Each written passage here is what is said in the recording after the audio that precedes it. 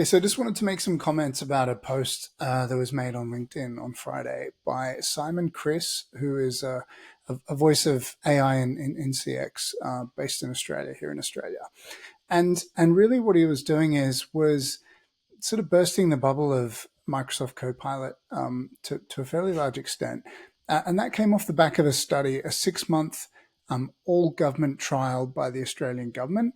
And what they found was that only 1 in 3 use Copilot daily. And when you think about that, like, personally, I use Claude and ChatGPT, GPT 4.0 and Omni multiple times a day.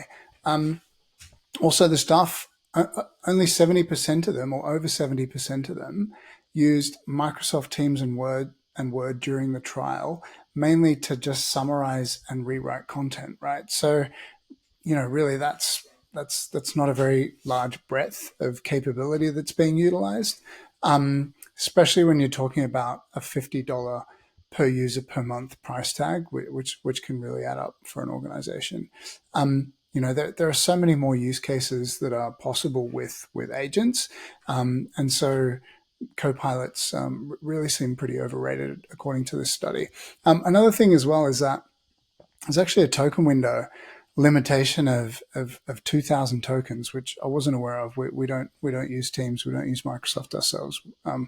But if you compare that to Gemini, as a 2 million token window, so really it's really quite disappointing.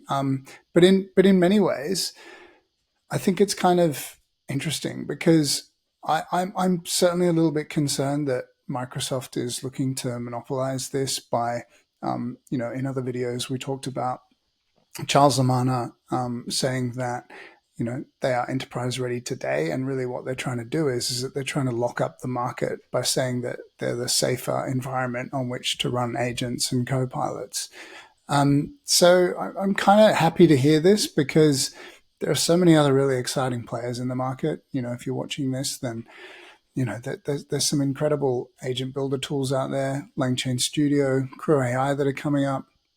Anthropic, obviously, have the ability to generate agents even just within their macOS desktop application now.